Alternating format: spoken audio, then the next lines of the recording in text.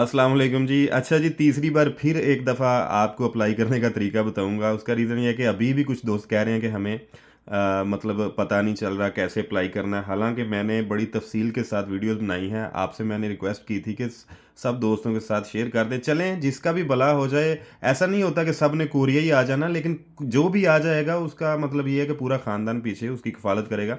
तो मैं तरीका भी बता देता हूँ और कैटेगरीज़ के हवाले से लोग जो हैं कन्फ्यूज़ हैं लड़के कि शायद कि कोई सैलरी डिफरेंट है ये वो। चले मैं आपको जल्दी-जल्दी में ना इसका तरीका फिर बता देता हूँ, लेकिन स्पीड से बताऊँगा।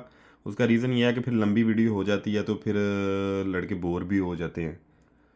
अच्छा जी, सबसे पहले ये आ गया कि 2024 में जो रजिस्ट्रेशन हो रही है, सबसे पहले यहाँ पर आपने अपना नाम लिखना है और मुझे उम्मीद है इस दफ़ा ज़रा ज़्यादा साफ़ आ रहा होगा। यहाँ पर आपने अपना नाम लिखना है जी। उसके बाद यहाँ पर आपने अपने फ़ादर का नाम लिखना है। अच्छा, नाम आपने लिखना है आईडी कार्ड वाला और बड़ी एबीसी में लिखना है, कैपिटल वर्ड में। अच्छा जी, दूसरी चीज़ पे आ जाएँ। यहाँ पर जो है जी, अपनी डेट ऑफ़ बर्थ लिखनी है, अपनी तारीख़ पैदाइश, ये उर्दू में भी सामने लिखा हुआ है। और सामने फिर डेट ऑफ़ बर्थ लिखनी है, पैदाइश की तारीख़, इसको कन्फ़र्म कर देना दोबारा, 2 दफ़ा लिखनी है। यहाँ तक हो गया जी। अच्छा जी, यहाँ पर उन्होंने लिखा है कि do you have a passport? क्या आपके पास पासपोर्ट है? तो यहाँ पर नीचे ऑप्शन भी आ रहा होगा। एक बात ज़हन में रखिएगा कि अगर आपने यहाँ पर कहा कि मेरे पास पासपोर्ट नहीं है, तो ज़्यादातर चांस होंगे कि आपका नाम नहीं आएगा। तो अगर आपको उम्मीद है कि रजिस्ट्रेशन से पहले आ जाएगा तो फिर येस पे क्लिक कर दें। अगर नहीं है तो फिर नो पे ही करें, फ़ायदा कोई नहीं है, अपना टाइम ज़ाया करेंगे, पैसे ज़ाया करेंगे। अगर उम्मीद है कि आ जाएगा रजिस्ट्रेशन के दौरान तो फिर जैसे येस पे ही करें।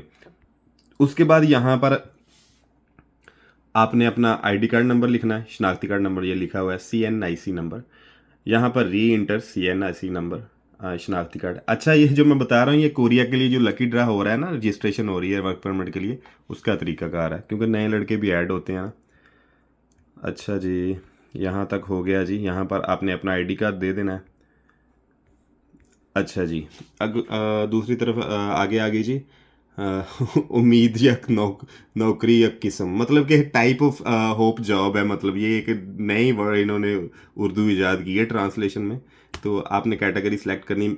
ये 4 कैटेगरीज हैं, देख सकते हैं। Manufacturing, fishing, construction, agriculture.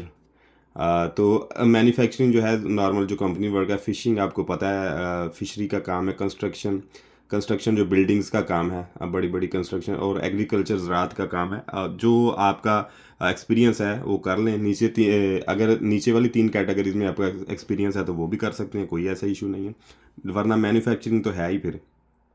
अच्छा, मैन्युफैक्चरिंग में अगर आप अप्लाई यहाँ करते हैं तो मैन्युफैक्चरिंग में आगे जाके जो है ना, मीज़र्स, असम्बल और वुड जॉनरे, यानी कि ये 3 कैटेगरीज हैं। तो इनमें से कोई भी कर लें, ऐसा कोई इशू नहीं है क्योंकि मैन्युफैक्चरिंग में आता है। लेकिन मैं ज़्यादातर रिकमेंड लड़कों को करता हूँ असेंबल कर लें, या वुड भी कर लें, तो कोई ऐसा चक्कर नहीं है। इन तीनों में से कोई भी कर लें, कोई ऐसा बड़ा इशू नहीं है। वीज़ा आना होता है तो वो आ ही जाता है, अल्लाह खैर करे। यहाँ पर अपना मोबाइल नंबर लिखें, री इंटर करें, फिर दोबारा मोबाइल नंबर यहाँ यहाँ पर अपना ज़िला लिख दें, डिस्ट्रिक्ट जो जो भी आपका, इस्लामाबाद, रावलपिंडी, लाहौर, फैसलाबाद, जो भी है, मुल्तान, जंग, सियालकोट, जो भी है, यहाँ पर आपने वो अपना लिख देना है। यहाँ पर आपने जो चालान फार्म है उसका साइज़ 200 KB, मतलब ये है कि फॉर्मेट उसका होगा, should be in JPG and PNG में, मतलब कि साइज़ का ये नेम होता है 200 KB का। इस फाइल में बनाकर आपने यहाँ पर जो है वो, मतलब कि चूज़ फाइल के अंदर, मतलब वो ऐड कर देना है चालान फार्म का। अगर चालान फार्म नहीं, तो फिर आपने अगर ऑनलाइन फ़ीस पे की है तो इजी पैसा, ये जायज़ कैश का स्क्रीनशॉट ले लें सिंपल वे में, कोई ऐसी गल, वो यहाँ पर इस साइज़ में डाल दें। अगर आपको समझ नहीं आ रही तो किसी इंटरनेट कैफ़े पे चले जाएं, वो आपको समझा देंगे। उसके बाद जी, यहाँ पर रजिस्ट्रेशन के बाद जो आप मतलब ये है कि अगली रजिस्ट्रेशन भी होगी ना आपकी, इसके बाद जो है 13-14 से स्टार्ट होगी 29 तक। तो बाद में मतलब कि रजिस्ट्रेशन के लिए OEC ऑफिस का इंतखाब करें, तो आपने वही करना है जो आपके इलाके के करीब है। ये 5 हैं, इस्लामाबाद, कराची, लाहौर, पेशावर और कोयटा। तो इसमें से जो भी आपको नज़दीक लगता है वो आपने कर लेना ना। ओके हो गया जी यहाँ तक। अच्छा जी, मतलब ये है कि आपने यहाँ पर आपने टेस्ट के लिए भी सेंटर का इंतखाब लाजमी करना है ना। यहाँ पर 2 हैं। अब ज़हन में रखना है कि यहाँ पर मैं बार बार ज़ोर देता हूँ कि आपने मतलब मिस नहीं करना है, मतलब कि गलती नहीं करनी। 2 लैब्स हैं, पहले इस्लामाबाद में ही होती थी जहाँ पर कंप्यूटर टेस्ट होता था, अब कराची में भी बन गई है। तो जो कराची या सिंध के लोग हैं या बलोचिस्तान से या वहाँ नज़दीकी इलाका जात के लोग हैं, वो कराची के लिए करें, और जो इस्लामाबाद करना चाहते हैं, लाहौर, सियालकोट, फैसलाबाद, रावलपिंडी, इन सरगोदा, इन जो सिटीज़ के लोग हैं वो इस्लामाबाद पे करें। वगरना अगर आपने कभी गलती से कराची कर लिया तो सारा प्रोसेस आपका कराची में होगा, तो वो अखराजात करने पड़ेंगे। और दूसरी तरफ भी अगर कराची वालों ने इस्लामाबाद का गलती से कर लिया तो खुदा न खासा उनको बड़े ज़ाहिर है हैवी अखराजात, आजकल तो महंगाई भी बहुत ज़्यादा, तो इस चीज़ से बचना है। अच्छा जी, सेंटर का इंतखाब हो गया। उसके बाद जी आपकी बयान अल्फ़ी ली जा रही है कि आपने कुछ गलत नहीं किया, ये वो, मतलब रूटीन की बातें हैं। इसमें कोई ऐसा ज़रूरी नहीं है, आपने कोई गलत अपनी इन्फॉर्मेशन नहीं देनी, बस ये ज़हन में रखना है। और दूसरी बात ये है कि वो यही कह रहे हैं कि आपने जो रजिस्ट्रेशन फ़ीस पे करनी है वो लाजमी उसका चालान साथ लगाना है। अगर नहीं लगाएंगे तो आगे जाके आपको उसके लिए मतलब ये कि बैन भी कर दिया जाएगा, मतलब कोई भी आपने अपनी गलत इन्फॉर्मेशन इधर दर्ज की तो उस मामले में आपको नताइज भुगतना पड़ेंगे। अच्छा जी, ये टोटल जो है तरीकाकार है, यहाँ पे आके फिर आपने सबमिट कर देना है और आपकी हो जाएगी done.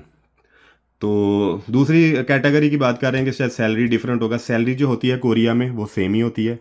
Basic salary over time में जाके डिफरेंस होता है। अगर आप कोरिया आएंगे उसके बाद मालिक का आपको ज़्यादा भी देना चाहे तो कोई चक्कर नहीं है, लेकिन अभी ये कबल वक्त बातें हैं। जब ये सारा आपका प्रोसेस मुकम्मल होगा तो उसके बाद पता चल जाएगा कि कुछ सैलरी डिफरेंस है या नहीं है। अभी ये चीज़ें सोचना फ़िलहाल छोड़ दें, बंद कर दें। अभी अगर आपका नाम आ जाता है तो मेहनत पर तवज्जो दें, बाकी चीज़ें सब बाद की। जब आ जाएंगे, आने से पहले आपका जब कॉन्ट्रैक्ट आता है उसमें हर चीज़ लिखी होती है। तो बेसिक सैलरी तो सबकी सेम ही होती है, मतलब अभी तक जो है कोरिया की 2 मिलियन प्लस है, 20 लाख वहाँ से ज़्यादा। तो ज़ाहिर सी बात उस पे मैंने वीडियो बनाई हुई है, तो वो आप देख सकते हैं। तो बाकी आप कोरिया आ जाएंगे तो मज़ीद आपको इन्फॉर्मेशन मिलती रहेगी। इन झंझटों में अभी नहीं पड़ें, आपका नाम आ जाए तो मेहनत करें। उसका रीज़न ये है कि किसी कोई एक बंदा भी आ जाता है, सब तो आ नहीं सकते। फ़र्ज़ करें 5-10 हज़ार बंदा आएगा तो अप्लाई करना, उसमें से आगे जाके टेस्ट होगा, उसमें से भी लोग रह जाते हैं। उसके बाद मेडिकल होता है, फिर स्किल टेस्ट होता है। तो बस जिसका नसीब है उसने आना ही आना है, मेहनत के दम पर, उसके लक के दम पर, मेहनत के बाद। तो अल्लाह सब के लिए बेहतर करे जी। अच्छा, ये इन्फॉर्मेशन जो है ना, ये बड़ी मतलब वैलिड है और ऑथेंटिक है। मैं आपको वहाँ पर जाके साइट पे समझा रहा हूँ, तो काइंडली इसको आगे शेयर कर दिया करें। उसका रीज़न ये है कि अगर आपकी किस्मत में कोरिया हो तो आप भी आ जाएंगे, लेकिन ये फ़र्ज़ करें कि किसी और गरीब बंदे का भला हो जाता है जो गांव में बैठा है, कहीं दूर बैठा है, तो वो आ जाता है, तो उसके ख़ानदान के लिए ज़ाहिर सी बात है कि एक ज़रिया मौश बन जाता है ना। इसमें इतने ज़्यादा पैसे तो लगते नहीं हैं, अगर 6 माह से, हाँ टाइम लगता है, लेकिन ज़ाहिर सी बात है कि इसमें वो अखराजात नहीं है जो मतलब एक डायरेक्ट वीज़ा ख़रीदने में होते हैं। यहाँ पर जो आपकी मेहनत है वही बेसिकली वीज़ा होती है। तो इसको शेयर कर दिया करें जी। इंशाल्लाह मैं कोशिश करूँगा कि अथेंटिक चीज़ें ही आपके साथ शेयर करूँ। और दूसरी बात ये है कि कोरिया के कल्चर को लेकर, कोरिया के हवाले से हर चीज़ को लेकर, बाकी वीज़ाज़ को लेकर या डिफरेंट मतलब हर स्टाइल में इंशाल्लाह मैं कोशिश करूँगा आप तक अपडेट पहुँचाता रहूँ। बस आपसे गुजारिश ये है कि थोड़ी सी स्ट्रेंथ बढ़ानी है कि फॉलो करते रहें, क्योंकि फॉलो करना तो बिल्कुल फ्री है। और यूट्यूब का लिंक भी इधर दिया हुआ है, अगर मज़ीद आप इसकी कोई इन्फॉर्मेशन कोरिया की लेना चाहते हैं तो वो मैं 1-2 साल से उधर भी दे रहा हूँ। तो अल्लाह ताला आप सबका हामी नासर हो जी। जो कोई क्वेश्चन हो वो कमेंट कर दिया करें, उसके बाद जब मैं कमेंट देखता हूँ कोई ज़रूरी होता है तो उसमें वीडियो बना के इंशाल्लाह अपलोड कर दिया करूँगा। अल्लाह हाफ़िज़।